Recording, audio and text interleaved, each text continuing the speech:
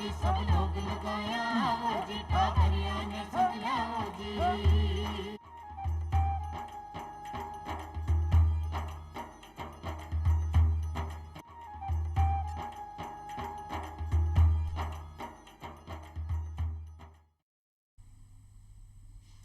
ग्रामीण भाई बहनों नमस्कार। चौपाल कार्यक्रम में आप सभी को स्वागत और राम राम सा। भाई बहनों ज्यां की थे जानो हूँ कि ग्रामीण क्षेत्र में आपनो आय को बहुत बड़ो साधन है पशुपालन। अब आपने पशुओं की देखभाल करा, लेकिन कई बार अइया हो जावे कि पशु बीमार हो जावे, कई बार छोटी मोटी हारी बीमारी हो जावे, तो इनमें बड़ी समस्या आपने सामने खड़ी हो जावे कि आप करा तो कहीं करा, क्योंकि बीसू पशु को दुग्ध उत्पादन की क्षमता भी प्रभावित होवे, आपने दूध कम मिले लो तो अपनी आमदनी भी कम होवेली।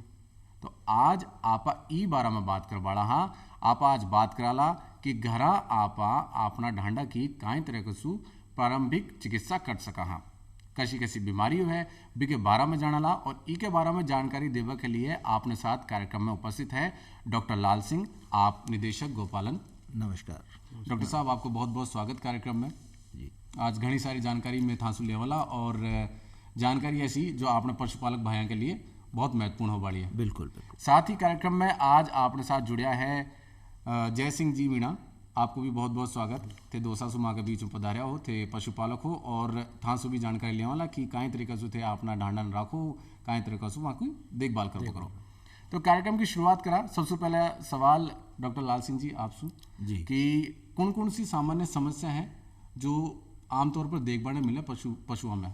आप देखते हैं कि जब हम अपने घरों में पशु रखते हैं तो सामान्य तौर पे पशु जो है चारा कम खाता है। पहला सिम्टम किसी भी बीमारी से शुरू होता है कि आज पशु ने चारा कम खाया, तो किसान वहीं से चिंतित हो जाता है। तो क्यों उसने कम खाया, ये अपने को देखना पड़ेगा कि भी उसने चारा कम खाया है तो आज हम उसके लिए क्या करें। तो साधारण तौर पर जो अपने घर में कुछ चीज़ें हैं जो अपने रसोई में रहती हैं, हमें उन्हीं से ही उनका उपचार करना चाहिए। क्योंकि कई अपच हो गया तो उसको पाचन शक्ति को उसको अपने को इंक्रीज़ करना चाहिए। तो पाचन शक्ति को इंक्रीज़ करने में घर में मीठा सोडा आम तौर पे घर में रहता है, अपन मीठा सोडा दे सकते हैं उसमें कि भी अपच हुआ है तो किस तरह का उसने गोबर किया है, वो भी अपन देखते हैं कि भाई इसने पतला गोबर तो नहीं किया, कि क्या इसमें कोई इसके पेट में कीड़े की कोई निशानी कोई अपने को नज़र आती है।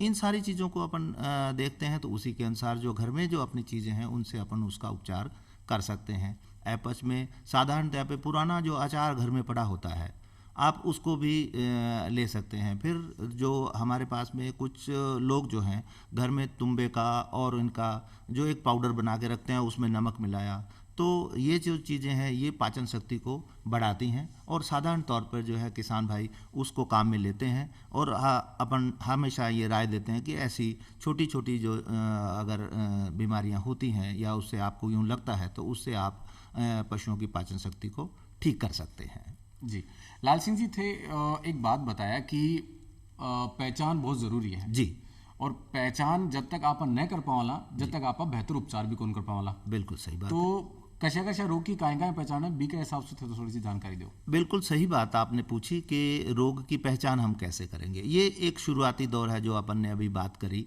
और अपन देखते हैं कि आज जो मौसम चल रहा है इन मौसम में एफएमडी का जो मुंह पका खुर पका एक रोग बहुत कॉमन है जो आपको आम पशुओं में मिलेगा, जो बड़े जो हमारे गोवंश है उसमें भी मिलेगा, भैंस वंश में भी मिलेगा, और हमारी जो छोटे पशु हैं उनमें भी ये रोग सामान्यतः आपको मिलता है। अब इसमें क्या है कि हम जब देखते हैं कि मुंह से लार गिरना, पैरों से उसके चलने में परेशानी होना, तो इस जैसे इसके नाम से ही स्पष्ट है एफएमडी फुट और माउथ डिजीज, या मतलब खुर पका और मुंह पका। भाई इसमें मुंह भी पकता है और उसके खुरों पे भी जो है रोग के निशान जो हैं वो आपको मिलते हैं। तो वहाँ भी घाव हो जाते हैं, मुंह में भी छाले हो जाते हैं, तो उसके मुंह से लार टपकनी शुरू हो जाती है। तो लार लंबी लंबी जो है इसमें लंबी लार रहती है मुंह पका खुर पका में।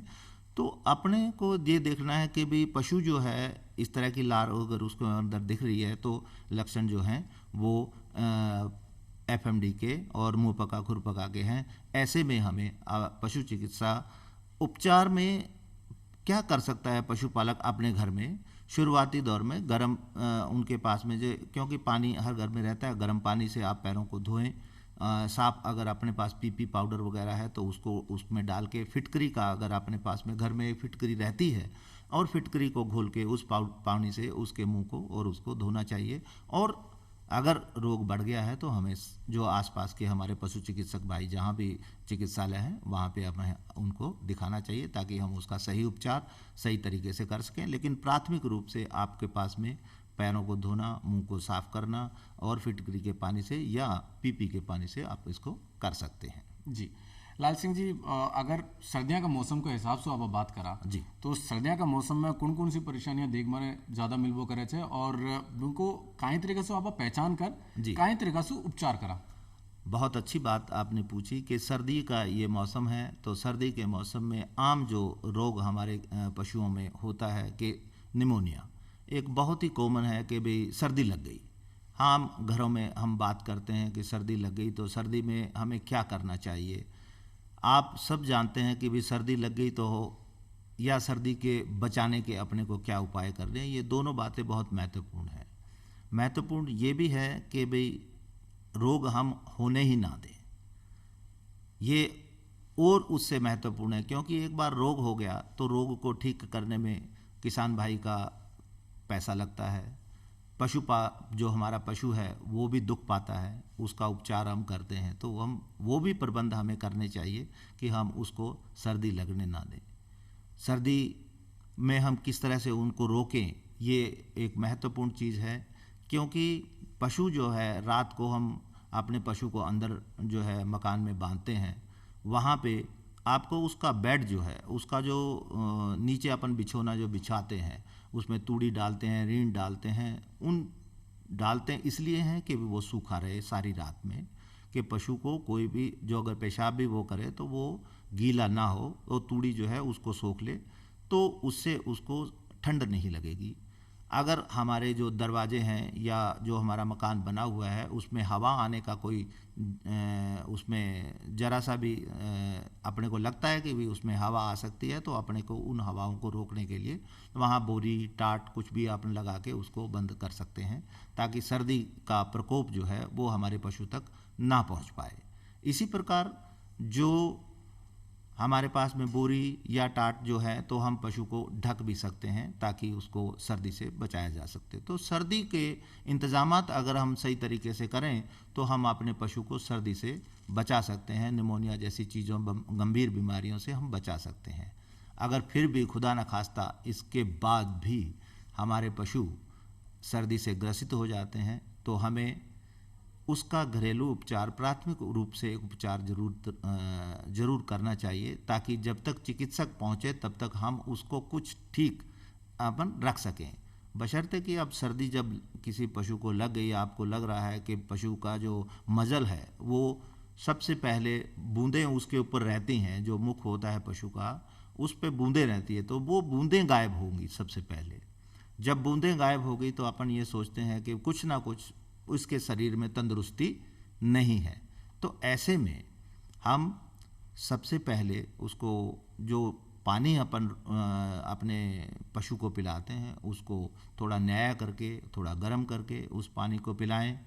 उसके साथ साथ में अगर अपन उसको गुड़ की डली या एक एनर्जी के रूप में कुछ चीज़ देते हैं तो उससे जानवर में एनर्जी आती है, तो वो सर्दी से लड़ने की उसकी क्षमता जो है वो बढ़ जाती है। अपन गुड़ उसको खिला सकते हैं, सौंफ का गुड़ का एक काढ़ा बना के उसको पिला सकते हैं, जिससे उसमें एक ताकत आए, शरीर में एक ताकत आए, और वो शरीर के ताकत से ही वो अपनी शक्ति की वजह से ही उन रोगों से वो लड़ पा सकते हैं। जी लाल सिंह जी, आप जानकारी दिया कि निमोनिया एक बहुत बड़ी समस्या हो सके है।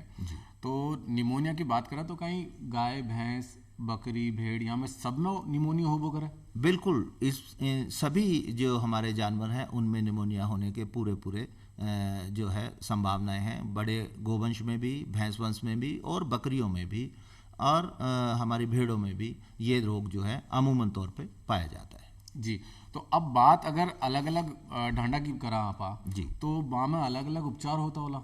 बिल्कुल, तो भी हिसाब से थोड़ी सी और जानकारी दो। बिल्कुल, क्योंकि गाय जो है उसका उपचार और भैंस का उपचार दोनों के लगभग जो वजन है वो ऑलमोस्ट समान है। तो इन दोनों की जो भी टीकाकरण अपन करते हैं उसकी जो दवाई की जो मात्रा है वो लगभग बराबर होती है। लेकिन अगर अपन जाएंगे कि भेड़ और बकरी के लिए तो उनमें जो है दवाई वही होगी लेकिन उसकी मात्रा कम हो जाती है। तो ये कम और ज़्यादा का हिसाब किताब जो है वो चिकित्सक अपने हिसाब से रखते हैं कि भी किस जानवर का वजन कितना है तो उसको कितनी दवाई जो है देनी है। लेकिन आम तौर पे जो अपन घरेलू उपचार करते हैं उसमें भी हम मात्रा को आगे और पीछे हमें उसको करना पड़ता है, क्योंकि उसके वजन के अनुसार ही उसको अपन जैसे काढ़ा देना है तो बड़े पशु को अगर अपन 1 किलो काढ़ा देंगे तो छोटे पशु है तो उसको आधा किलो और पाव भर से ही उसका काम चल जाता है। तो ये साधारण चीज़ है जिसको हमें हर पशुपालक को इसका ख्याल रखना चाहिए। जी, तो लाल सिंह जी अपने साथ में कार्यक्रम में जय सिंह जी भी हैं जो पशुपालक हैं, आपसे भी बात कर लें। और अगर कटे कोई ना कोई थाने लागे कि तौर तरीका में या फिर जो कार्य कर रहे थे बीमी कोई कमी है तो सुधार भी कर दीजिए था हाथों हाथ, जी है ना। जी। तो जय सिंह जी आप बताओ कि आपने जो कतरा ढांडा है और कहीं कहीं माँ की थी देखभाल करो और सबसे पहले बाकी चारा की कहीं व्यवस्था करो थे। अपने साहब एक 2 भैंस थी, 2 गौ माता थी, 2 बकरी थी। तो इनके चारा के लिए बकरी इनके लिए तो अपने पहाड़ी इलाकों से तो पहाड़ की तलेटी में अपन गाँव से तो वो डूंगर में चले जाओ सी, सुबह घेर जा सा अपना आप चल रहा जाओ सी। तो गायन के लिए से तो घर पे सूखा चारा की व्यवस्था है। उसके अलावा अपने के पास खेती है, जमींदार आदमी, तो अपने चारे में उसमें अपने को रंज क्या है, काचनी है, ये काट के और उसमें कुट्टी करके मिला के खिला देते हैं। फिर शाम के टाइम में उनके लिए बाट की व्यवस्था करते हैं। उसमें गुड़ है, कांकड़ा, इनको मिला के पका के और उनको भैंस के लिए गाय के लिए वो व्यवस्था रहती है। और रहने के लिए उनके लिए घर बना रखा है, बकरी के लिए अलग है, भैंस के लिए अलग है, गाय के लिए अलग है। तो उनके लिए सर्दी में अच्छी तरह उनको रखते हैं, नीचे बिछाने के लिए सिस्टम है। और जो खिड़की दरवाजे हैं उनको टाट बोरी पल्ली से ढक देते हैं और बढ़िया उनकी खातिरदारी करते हैं, अच्छी तरह रखते हैं तो बढ़िया दूध देते हैं। तो अपने को कोई घर का खूब बढ़िया काम चल जाता अपना, और घर का सब उन पे डिपेंड हम, क्योंकि पशुपालन अपना व्यवसाय है। बिल्कुल। तो अपना तो वही खेती बाड़ी, वही जानवर पालनो, उनसे बालकन के लिए घी की व्यवस्था हो जाए, बालक बाहर फटी तो उनके लिए बढ़िया मतलब हिसाब किताब जम रही हो साहब। और आज डॉक्टर लाल सिंह जी बहुत अच्छी जानकारी दी है, बीसू फायदो हो रही है, पूरा फायदा हो रहा है साहब। क्योंकि हम तो गांव का आदमी, गांव का लेवल की जानकारी अम्मा को बाहर के मतलब प्राथमिक चिकित्सा के पता चलो भाई कौन कौन से कहीं रोग हो से उनको कहीं उपचार से, और हमारे लेवल से नहीं हो पाएगी तो हम डॉक्टर साहब के पास मिलांगा और वहाँ से दवाई वाई लेंगे। या कभी ज़्यादा बीमारी हुई तो हम डॉक्टर साहब को घर बुला लिया, लेर तो जाको सका। बिल्कुल। भैंस बीमार होगी तो कहीं लेर जाओ साहब। बिल्कुल। तो वहाँ की व्यवस्था भी हो जाएगी। बिल्कुल। तो बहुत अच्छी बात तो अच्छी सी जानकारी को ना, पर बहुत सारी जानकारी आप लेने वाला फिर शुरू करा आप डॉक्टर लाल सिंह जी को। डॉक्टर साहब माने यह भी बताओ कि मान लियो कदे आपनो ढांडो बीमार है, आपनो पशु बीमार है जी, तो 20 समय में आपने भी दूध को उपभोग करना चाहिए, कौन करना चाहिए? अलग अलग चीज़ें हैं। जैसे साधारण तौर पे कुछ बीमारियां ऐसी होती हैं जिनमें हम कहते हैं कि भाई आप इन दूध को इसमें उपयोग में ना करें। खास करके ब्रुसेलोसिस, जो ब्रुसेलोसिस एक बीमारी है जो बैक्टीरिया से होती है, जिसमें आपने कभी देखा होगा कि कुछ गायों और भैंसों में 7वें 8वें और महीने में जो उसका लास्ट वाले दिन होते हैं, 7वें महीने 8वें महीने में गर्भपात हो जाता है। और 8वें महीने में बच्चा कई बार बच भी जाता है, कई बार नहीं भी बचता, लेकिन वो दूध देती है। तो ऐसे जो लास्ट ट्राइमेस्टर में जो पिछला जो ब्यांत का जो पिछला समय है, ऐसे में अगर किसी जानवर ने बच्चा जो है गिरा दिया तो अपने को उसका टेस्ट कराना चाहिए। नज़दीक में जो भी हमारा पशु चिकित्सालय है वहाँ पे जाके उसको टेस्ट कराएं। और अगर मान लो उस ब्रुसेल्ला बीमारी से वो ग्रसित है तो हमें ऐसे गोवंश का, ऐसे भैंस वंश के दूध का उपयोग नहीं करना चाहिए, क्योंकि वो दूध से भी ये मानव में भी फैलता है। तो हमें यहाँ कुछ ख्याल रखना जरूरी है। और इन साधारण जैसे निमोनिया जैसी अगर मान लो कोई छोटी मोटी बीमारियां होती हैं तो उसमें हमें दूध को ना पीने की कोई बात नहीं रहती। आप दूध को उबालो और आराम से पियो, उसमें कोई दिक्कत नहीं है। लेकिन कुछ बीमारियां ऐसी हैं जो दूध के माध्यम से हमारे पशुपालक भाइयों में फैलने की गुंजाइश रहती है, तो हमें ऐसी बीमारियों के वाले जो पशु हैं उनका दूध उपयोग में नहीं लेना चाहिए। जी लाल सिंह जी, कई बार आपने पशुओं में कैल्शियम की कमी हो जाए, कैल्शियम की कमी के साथ साथ कई ऐसे पोषक तत्व भी हैं वाकई भी कमी हो जाए। जी जी। तो बी की पहली बात तो यह कि पहचान किया करा आप, हाँ, और पहचान अगर होगी तो बी कमी ने दूर किया करा। बहुत अच्छा आपने ये सवाल पूछा। और आज के जैसे ही क्योंकि ब्याने का सीज़न जब शुरू होता है, और ब्याने का सीज़न सितंबर अक्टूबर से शुरू हो जाता है, गायें भैंसें जो हैं वो भैंसें अक्सर इसी सीज़न में ब्याती हैं, और अब ब्याने का उनका समय चल रहा है।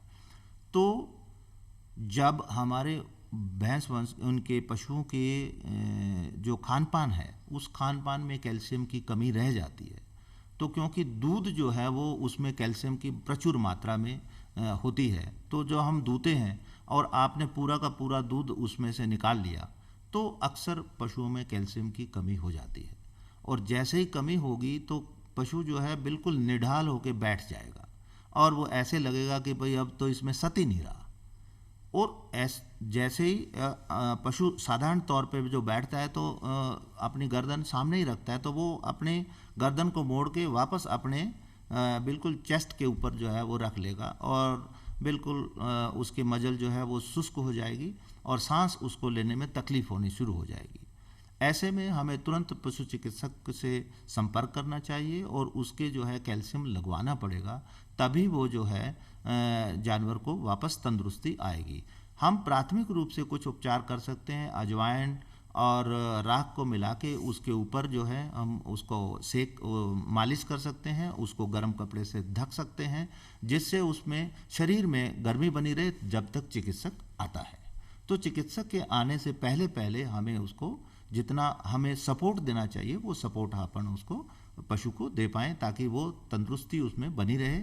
और जैसे ही चिकित्सक आते हैं तो वो कैल्शियम की डोजेज जो है जैसे जैसे उसके अंदर जाएगी तो वो मिनरल्स की कमी पूर्ति हो जाएगी, तो उसी टाइम भैंस जो है वो जंप लगा के खड़ी भी हो जाएगी। मतलब ये जितनी तेज़ी से उसका स्वास्थ्य गिरता है उतनी तेज़ी से उसका स्वास्थ्य जो है सुधर भी जाता है। और ये चिकित्सक की इसलिए इसमें बहुत अत्यधिक आवश्यकता भी अपने को ऐसे रोगों में रहती है। जी डॉक्टर साहब, एक बहुत ज़रूरी चीज़ आ जाओ है, परजीवियाँ की बात आप पकड़ लें थोड़ी जी। चीचड़ा भी लाग जाओ है, जी जी जी पशु चिड़चिड़ो भी हो जाओ भी सु परेशान रहबो करे जी। तो परजीवियां से संबंधित कौन कौन सी बीमारियां वह भी थोड़ी सी थे जानकारी बहुत दो, और अच्छी कहाँ बचाव करा भी सु। जी जी, बहुत अच्छी बात आपने जो है ये कही कि भी परजीवियों से भी हमें अपने गोवंश को अपने पशुओं को बचाना चाहिए। ज़्यादातर दो तरह के परजीवी होते हैं। एक परजीवी वो हैं जो शरीर के अंदर पाए जाते हैं, एक परजीवी वो हैं जो बाहर से अपने को दिखते हैं, जैसे जूं है, चीचड़ है। ये तो हर किसान जो है वो देखता है कि भी मेरे पशुओं को अगर वो जूं चीचड़ लगे हुए हैं, तो ये जो चीचड़ और जूं हैं ये कुछ रोगों के वाहक होते हैं। उसके अंदर जो कुछ रोग जो है इन्हीं चीचड़ों के द्वारा ही फैलते हैं। एक चींचड़े खुद तो जो उनका खून जो है वो चूसते ही चूसते हैं, उसके अलावा कुछ रोगों को भी ये पशुओं में फैलाते हैं। इसमें खास करके दो रोग अपने इस एरिया में बहुत सारे बहुतायत में पाए जाते हैं, थैलेरिया और बबेसिया। एक एनाप्लाज्मा भी इसमें सम्मिलित है। ये तीनों रोग जो हैं ये खास करके जो हमारे क्रॉसबर्ड एनिमल हैं, जो हमारे शंकर पशु हैं, इनमें ये रोग बहुतायत से पाए जाते हैं। जब भी थाइलेरिया जैसी बीमारी होती है तो पशु का जो टेम्परेचर है वो बढ़ जाता है, उसकी जो दोनों साइड में जो ग्लैंड्स हैं वो ग्लैंड्स में भी सूजन आ जाती है, जिसकी वजह से उसको तेज़ बुखार रहता है। इसका उपचार अपने को नज़दीकी जो भी पशु चिकित्सक है उससे कराना चाहिए। तो साधारण तौर पे जो ऐसे चींचड़ जब अपने को दिखते हैं तो इनका सबसे सही उपचार रहता है कि आपके आसपास में आप अपने पशुओं को दिन में पेड़ के नीचे बांधें। तो पेड़ के नीचे बांधने से क्या होगा कि वहाँ कौवे भी हैं, गुरसली भी है, और कई बार जो है मुर्गे मुर्गियाँ भी आसपास के घूमते रहते हैं, तो वो इन चींचड़ों को आसानी से खा लेते हैं। तो वो एक आपका मैकेनिकल डिस्पोजल हो गया उनका, कि भाई चीचड़ जो है बिना हमारे को कोई दवाई लगाए और चीचड़ जो है वो हट गई वहाँ से। इसी तरह से अगर आपके घर में वहाँ पे मान लो ऐसी जगह नहीं है कि जहाँ पेड़ नहीं है, तो आप घर में एक आधी 2 मुर्गियाँ भी रख सकते हो जो चीचड़ों को आसानी से चुग ले। 5-10 दिन के लिए रखा और आपने चीचड़ों को चुगवाया और जहाँ से लाए थे उनको वापस दे सकते हो। तो चीचड़ को ख़त्म करना बहुत ज़रूरी है ताकि हम अपने पशुओं को रोग मुक्त रख सकते हैं।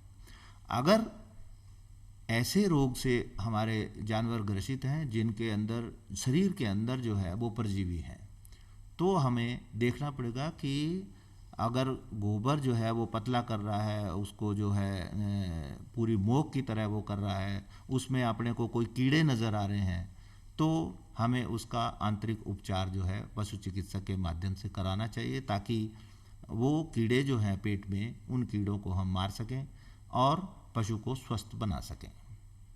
जी, तो जय सिंह जी, बहुत अच्छी जानकारी आपने मिल रही है। आज डॉक्टर लाल सिंह जी अपने साथ उपस्थित हैं। थाने में कोई सवाल पूछना है?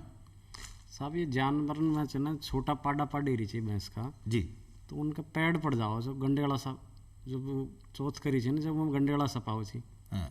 तो वहाँ को का इलाज है साहब? गंडेला मतलब क्या कहते हैं आप? सफेद सफेद है, सफेद सफेद कीड़े पड़ जाते हैं ना? सफ़ेद कीड़े पड़ जाते हैं। तो सफ़ेद जो कीड़े हैं, यहाँ पे 2 तरह के कीड़े होंगे, एक तो फ्लैट होंगे, एक गोल तरह के होंगे, एक तो चपटे टाइप होंगे और एक गोल होंगे। तो दोनों को ही जो है आपको, जैसे पाइपराजीन है, जैसे एल्बेंडाजोल एक दवाई है, तो एल्बेंडाजोल की एक खुराक आप दोगे, फिर 15 दिन बाद में एक एल्बेंडाजोल की खुराक और दे दोगे, तो उससे उनके पेट के कीड़े जो हैं वो साफ़ हो जाएंगे। तो ये पशु चिकित्सक में ये दवाइयाँ आपको फ्री में मिलती हैं। हर चिकित्सालय में सरकार ने दवाइयाँ बिल्कुल फ्री कर रखी हैं। आप जब चाहें जब जाएं कि भी पेट में पशुओं के कीड़े पड़ गए हैं, आप दवाई दे दें, इतने मेरे खोर हैं, तो उतनी दवाई जो है पशु चिकित्सक आपको दे देंगे। आप लाके उनको अच्छी तरह से पिलाइए। ये भी ध्यान रखें कि जब हम कीड़े मारने की दवा अपने पशुओं को देते हैं, तब हमें उसको भूखे पेट देना चाहिए और उसको 2-3 घंटे तक कुछ नहीं खिलाना चाहिए जब आप उस दवा को दे रहे हो। कि इससे क्या है कि दवा का असर जो है वो पूरे सही तरीके से होगा। अगर आपने उसको भरपेट खाना खिलाने के बाद अगर दवाई दी, तो फिर उससे कोई दवा का असर उतना नहीं हो पाएगा। तो ये ख्याल रखना पशुपालक भाई को चाहिए कि भाई हम अपने पशुओं को जो है कीड़े मारने की जब दवा दें तो उसको भूखा रखें थोड़े दिन के लिए। जी, समय की थोड़ी सी सीमा है डॉक्टर साहब, लेकिन एक छोटो सो सवाल था जी को छोटो सो जवाब भी मैं चाहला कि कभी चोट लाग जावे, कोई घाव हो जावे तो कहीं करा? सिंपल सी बात है कि अपने चोट लग जाती है तो अपन हल्दी का लेप करते हैं। अपने गरम तेल में थोड़ी हल्दी मिला के आप अपने जानवर को या पशु को वहाँ लेप कर सकते हैं और आसान तरीका है। और अगर वहाँ से खून आ रहा है तो आपके पास में घर में फिटकरी होती है, फिटकरी को आप थोड़ा सा उसको पीस के और उस पर लगा दीजिए, क्योंकि इसमें जैसे ही फिटकरी लगाओगे खून ऑटोमेटिकली बंद हो जाएगा और आप उसको फिटकरी की हल्दी की पट्टी कर सकते हैं। घर में ये प्राथमिक उपचार में बहुत अच्छी चीज़ें हैं जिसको हर पशु चिकित्सक को, हर पशुपालक को ध्यान रहना चाहिए कि भाई हम इस प्राथमिक उपचार को आसानी से कर सकते हैं। जी, और जब तक वो घाव रहे जब तक भी की साफ सफाई कितनी ज़रूरी है? बिल्कुल उसकी साफ सफाई ज़रूरी है, क्योंकि ये घाव अभी तो नया है और यहाँ पे मक्खियाँ भी बैठेंगी, ये आप जानते हैं। और मक्खी जब बैठती है तो वह निश्चित रूप से वो अंडे देगी, तो उसके लार्वा पैदा होंगे। तो हमें उस मक्खी ना बैठे उसके लिए फिनाइल जैसी चीज़ों को लगाना चाहिए। टर्पेंटाइन ऑयल होता है, तारपीन का तेल जो घर में अक्सर मिल जाता है, तो आप तारपीन का तेल जो है उसके घाव के इर्द गिर्द लगा दें, जिससे क्या होगा कि वहाँ पे उस गंध से मक्खी नहीं बैठेगी और मक्खी बैठने नहीं देना है। और अपन ने पट्टी कर दी वहाँ पे तो उस पे मक्खी जो है वो अपना अंडे नहीं दे सकेगी। तो हमें मक्खी से भी बचाना है अपने इस पशुओं के इस घाव को। जी, तो डॉक्टर साहब थे आप कार्यक्रम में आपने साथ में जुड़िया और आप अतरो लाभ लिया था कि जानकारी सु और मैंने उम्मीद है जय सिंह जी थाने भी लाभ मिलो, पूरा फायदो मिलो और आज जानकारी कौन सी आप पूरी जानकारी होगी। जी, तो आपने दर्शक भाइयों बहनों थाने भी बहुत अच्छो लाभ मिलो आज के कार्यक्रम को। और जो डॉक्टर साहब बताया है वे भी उपाय थे घर कर जो अगर कोई समस्या आपका पशुओं में देख पाने मिला है तो कार्यक्रम में आज के लिए अतरो ही मान दीजिए इजाजत। नमस्कार।